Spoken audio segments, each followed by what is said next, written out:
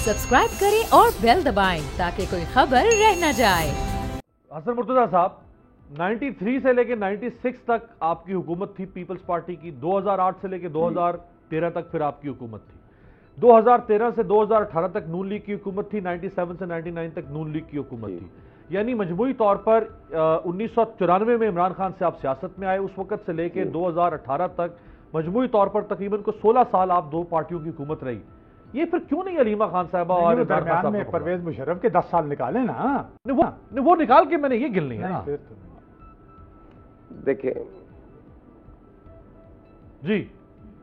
देखें, मैं गुजारिश ये करता हूं कि आप जितना ये अलीमा खान साहबा ने खुद एतराफ किया है ना इन प्रॉपर्टीज का, बिल्कुल किया। अलीमा खान साहबा ने खुद इन चीजों का एतराफ किया है, इसका सबूत हम क्या दे। और जहां तक आप हमें कह रहे हैं कि 16 साल तक आपने नहीं पकड़ा, हम तो बुरे लोग थे, हम तो चोर थे, हम तो डाकुओं की पुष्टपनाही करने वाले लोग थे। अब तो ईमानदारों की हुकूमत है ना। सही है। अब क्या कार्रवाई हुई है? जहां तक ताल्लुक है अलीमा खान साहबा का, उनकी आज तक कोई मनी ट्रेल नहीं आई, उनकी कोई आज तक सोर्स ऑफ इनकम नहीं आया। जब कोई सोर्स आएगा तो वो तो डिबेटेबल तब होगा ना, उस पर बात हम तब करेंगे, पहले उसका कोई सोर्स ऑफ इनकम तो बताएं। और जहां तक ताल्लुक इमरान खान साहब को, आप इस तरह ना निकालें कि वो बिल्कुल ही उनको आप सिंगल आउट कर दें और उठा के बाहर ले जाएं कि वो तो बड़े ईमानदार हैं। जो जहांगीर तरीन साहब के खिलाफ फैसले आए, जो जहांगीर तरीन साहब ने दिहाड़ियां लगाई, जो इन 18 महीनों के अंदर, पहले वालों को छोड़ दें, इन 18 महीनों के अंदर मुझे आप बताएं कि 180 रुपए का गन्ना था और चीनी 40 रुपए की थी। अब गन्ना 190 रुपए का है और चीनी 85 रुपए किलो है। अच्छा, क्यों है? हसन साहब, क्या वजह है? हसन मुर्तजा साहब, कल वज़ीर आज़म ने जो था, कल वज़ीर आज़म ने खबर दी है 60 रुपए तक गया। मेरी यार सुन लेना, खबर दी है वज़ीर आज़म ने, सुन लेना जी मेरी। मैं सर आप ही की बात कर रहा हूं, मेरी गुजारिश जो आप, मैं एक सवाल तो लेगा। वज़ीर आज़म ने कल, आपने चूंकि जहांगीर तरीन साहब का नाम लिया, तो वज़ीर आज़म ने कल कहा है कि मेरे पास आटे और चीनी के बहरान की जो इब्तदाई रिपोर्ट आई है उसमें ना जहांगीर तरीन का नाम शामिल है ना खुसरो बख्तियार का नाम शामिल है। अब कर लें, आप पकड़ लें आप। नहीं, अब उन्होंने तो, उनकी तो कल की स्टेटमेंट थी कि बर्रे सगीर पर 600 साल तक हुकूमत करते रहे तुर्क जो है, उनका क्या कहना है? वो तो कभी जर्मनी और जापान की सरहदें मिला देते हैं, कभी वो सिद्धू को कह देते हैं कि पाकिस्तान में आके इलेक्शन लड़ लो, तुम आइंदा इलेक्शन जीत जाओगे, कभी तुर्क सदर को कह देते हैं कि आप इलेक्शन लड़ लो, आप जीत जाओगे। उनके मुंह में जो चीज आती है वो कह देते हैं, उनको कोई रोकने वाला है?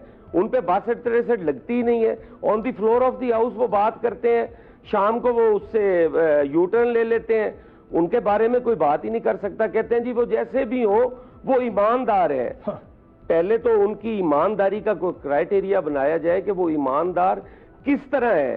कोई हिसाब उन्होंने नहीं दिया।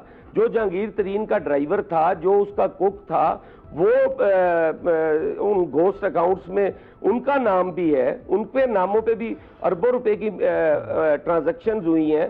कोई उनसे पूछे तो सही। और वो मेन फाइनेंसर था इमरान खान साहब का, उसी का हेलीकॉप्टर होता था, उसी का जहाज होता था, वो ही सारा घर का किचन चलाता था।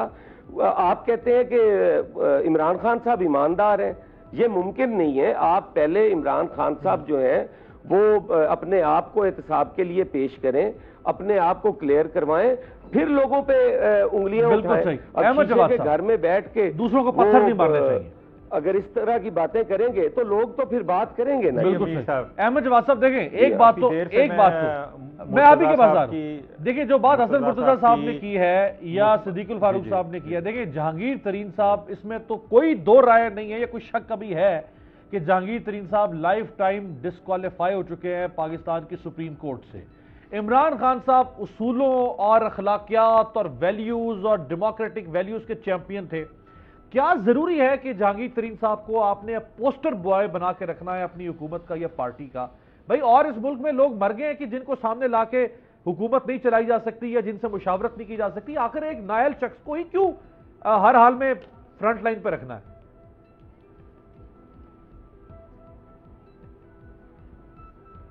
जी, अभी बस साहब मैं इसका भी जवाब दूंगा। पहले मैं थोड़ा सा काफ़ी देर से वो बिल्कुल हवा में जिसे छोड़ना कहते हैं ना, वो चल रहा था। देखिए फाइनेंशियल क्रेडिबिलिटी की बात जो है ना उसको ज़रा बड़ा प्रिसाइज और कंसाइज और होमवर्क करना चाहिए।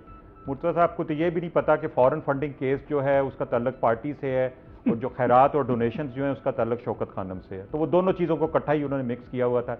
एनीवे फॉरेन फंडिंग केस जो है वो तो इस वक्त इलेक्शन कमीशन में मैंने इकट्ठा नहीं, मैंने शौकत खानम का अलहदा नाम लिया है और मैंने अपने अकाउंट्स ले। अब बात सुने ना, ये देखे ना, ये 15 मिनट बोलते रहे हैं, 15 मिनट बोलते रहे हैं। अब मैं बोलने लगा हूं तो इनसे सुना नहीं जाएगा। ये सुनने की थोड़ी सी अपने अंदर सलाहियत पैदा करें। आपको मैंने देखे कितनी देर सुना, बड़ा मुश्किल था वैसे आपको सुनूंगा, मैं आपको सुनूंगा, मैं रोज सुनता हूं, मेरी सुन लेना आप जरा। अब मैं ये कह रहा हूं कि आप इसके बाद बात करें ना, नहीं हिम्मत ही नहीं आप में सुनने की। अब फॉरेन फंडिंग केस जो है इलेक्शन कमीशन का उस दिन से जो है मैं बोल ही नहीं रहा, मैं खप डाली हुई है। PMLN और पीपल्स पार्टी से उनके फॉरेन अकाउंट्स जो हैं वो आए हुए हैं। उसके बाद जहां तक शौकत खानम का है, वो आपने बड़ा पर्टिनेंट सा सवाल किया है। एक तो पहली बात ये है कि जिन लोगों को भी शौकत खानम के बारे में कोई शक है, वो आज 16 साल इन लोगों की हुकूमत, जो अमीर अब्बास साहब ने भी कहा, कोई चीज निकाल लेता आप शौकत खानम के बारे में।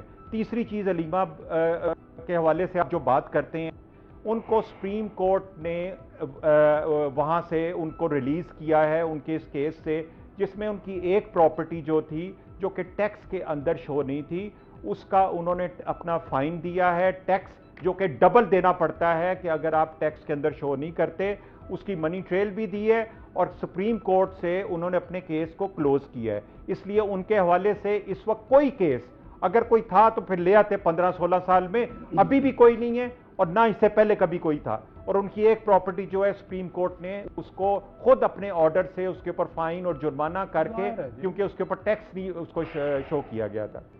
अब अकाउंटेबिलिटी की देखें, एक बात होती है, मैं कहता हूं कि देखें अकाउंटेबिलिटी इससे ज्यादा और बड़ी क्या मिसाल मैं आपको दे सकता हूं कि 10 साल से ये हुकूमतें जो हैं, इन्होंने पीपल्स पार्टी ने तो बेनजीर के नाम को भी नहीं बख्शा।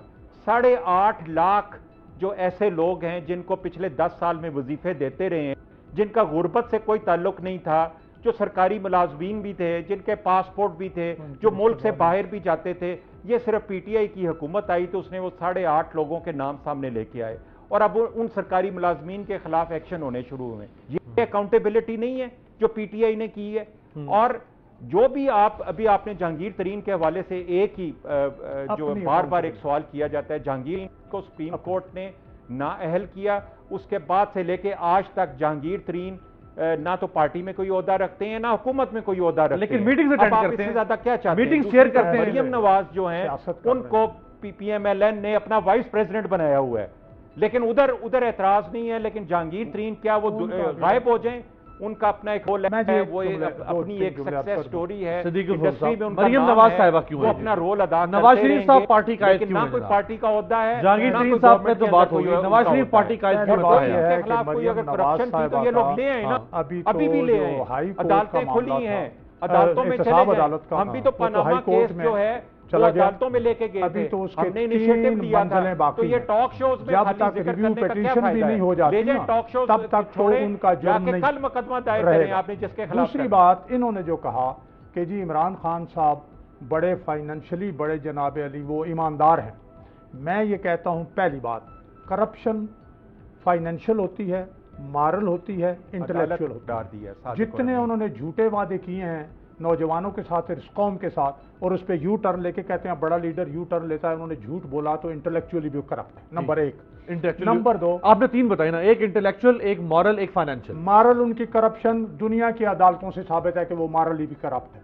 और आ जाएं आप जो अपना फाइनेंशियली करप्ट हैं, मैंने आपको बताया है कि उन्होंने अपना काला धन सफेद कराया है, ये माली करप्शन है। किसी अदालत ने तो करप्ट नहीं कहा ना उन्हें। मैं फिर अर्ज कर, काला धन पे करप्शन क्या है? काला धन जाके सफेद कराएं कि आपने टैक्स नहीं दिए, चोरी का पैसा है, अब आप सफेद कराएं। सब्सक्राइब करें और बेल दबाएं ताकि कोई खबर रह न जाए।